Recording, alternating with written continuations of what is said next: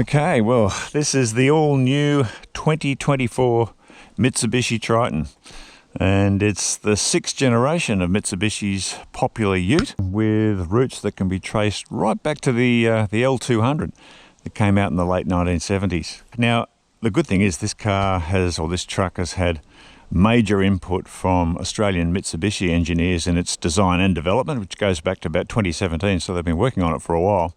And the beauty of that is that the Australian version has ended up with its own unique suspension tune, which is tailored to the unique demands of this country. So that's really good for Australian buyers. Now, this model is the GLS, which is one rung down from the GSR, the top shelf model. So let's have a good look around it. As you can see, it's just all new styling, particularly with that big bold front. I mean, there's no mistaking this generation of Triton with anyone previous.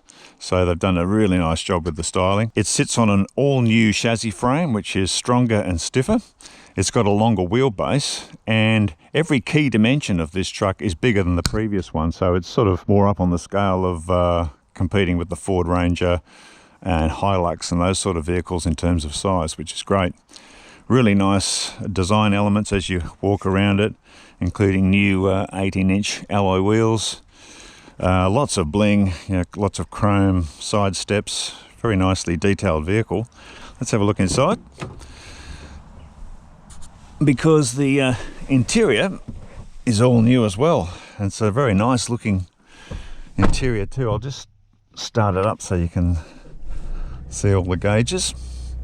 So yes, it's a very nice interior design. You can see a really nice mix of different fabrics, textures and surfaces, and it's got more space, it's got more comfort, it's got more tech, but the good thing is they've stuck with these old manual things like dials, manual buttons, instead of the industry's continually switching to touchscreens, because touchscreens are terrible, particularly in an off-road vehicle where you're going over bumps and you're trying to push buttons on a touchscreen. It's so great to have physical dials and buttons, so that works really well.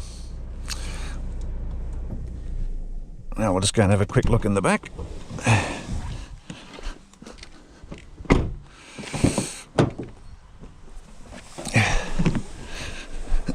So yeah, it is bigger everywhere, this vehicle, which is great. I'm 186 centimeters tall. I can sit in this comfortably with the driver's seat in my position, still with plenty of knee room and headroom. I say, just really nice attention to detail in terms of the trim and the finishes and the surfaces. It's a very nice place to be. Part of the size increase too is the load tub is bigger than the previous model. And what's almost become a signature in Triton design is this quite long overhang on the rear, which may not be ideal in terms of departure angle when you're driving out of a ditch. But in terms of load carrying ability, it's got a number of advantages because the wheel arches are sitting up right at the front of the load tub. You've got this nice big wide open area for carrying stuff, which, depending on what your job application or your recreational requirements are, that could be a really good thing. The tailgate doesn't have lower or raise assist, but doesn't really need to. It's not particularly heavy, but yeah, it's a good sized load tub. And in the GLS grade, of course, you get a load tub liner to protect it from dents and scratches, so that's a nice touch as well. Just nice detailing all over it. I really do like what they've done with the styling here. And the good thing is too, having had a brake tow rating of 3,100 kilograms, with this model they've upped at 400 to 3,500 kilograms, which is the category benchmark, and that's now on par with the leaders in the class, which is great. It's also, across the range, it's got 1 ton plus payload rating, so it's really become a serious player in terms of load carrying and towing ability. And just, I really do like the styling. I just love the integration of it here. You see with these areas here where you've got these character lines, they just flow almost seamlessly into the load tub. The truck has a really integrated look to it, and it's a pretty stylish kind of beast. I do like it. I think it looks terrific. Oh, well, that's how it looks on the outside. Let's go and take it for a run.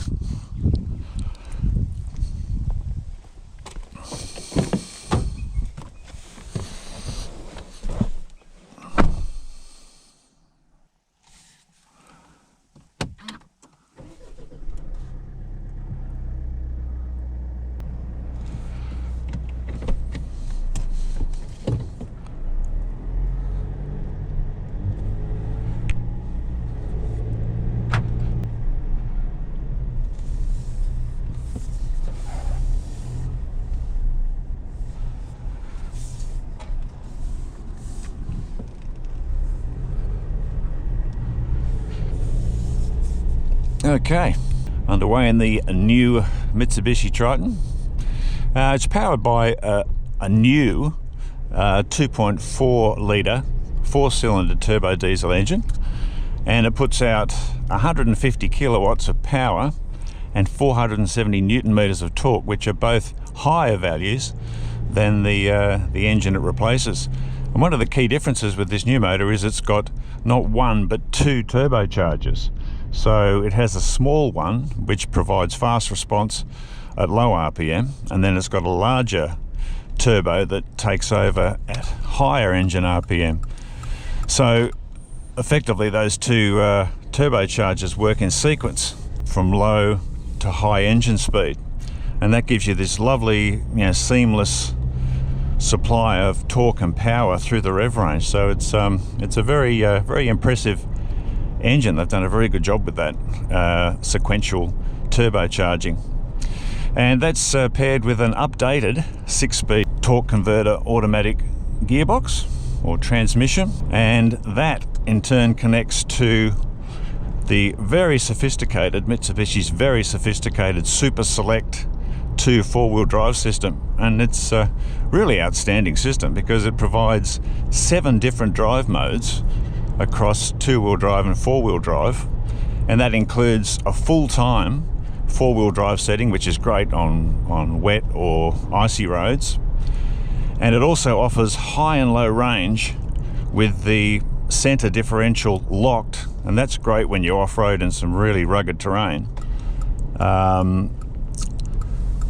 because with the center diff locked, it shares drive between the front and rear axle equally, so 50% front, 50% rear. And on top of all that, you've also got a locking rear differential.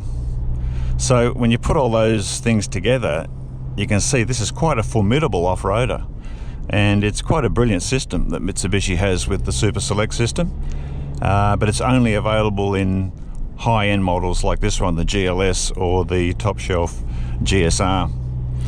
But driving it, it's just, they've done such a terrific job with this Australian suspension tune.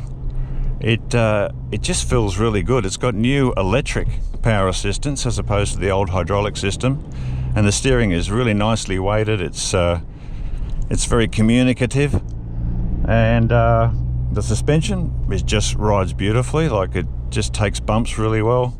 It's quite supple, yet disciplined enough to provide good road holding, good handling. It's got a very sure-footed, well-planted feel on the road, with the longer wheelbase and obviously its larger dimensions. So overall, it's just a really good thing to drive. It feels very different to the generation before it. They've done a terrific job in developing this new Triton, because really, when you drive around in these things and you're looking for faults, I really can't find any obvious fault. It's just a very good all-round package. So the verdict, well, it's basically a bigger, stronger, more powerful and more capable Triton. It's clearly been designed to tackle the segment leaders like the Ford Ranger and the Toyota Hilux head on, after for so many years playing second fiddle, I guess, in terms of its smaller dimensions, its smaller payloads and its smaller tow ratings. So this vehicle is designed to take the class leaders head on, and I must say it's a very impressive bit of kit. So if you're looking for an alternative, a high quality alternative to a Ranger or a Hilux, and you've got about 60 grand to spend, This is certainly competitive on price, and I would say competitive on performance. So this could be just what you're looking for, if that's the kind of ute you're chasing. Certainly worthy of a test drive. And if you're interested, we've done a test on the previous generation Triton, so if you want to check out that video, just click on the link above. Well, we hope you've enjoyed this review of the latest Mitsubishi Triton. If you did, please like, subscribe, and always leave a comment. We love your comments because all of that helps us grow the channel. Well, we look forward to your company with the next video coming up soon. See you then.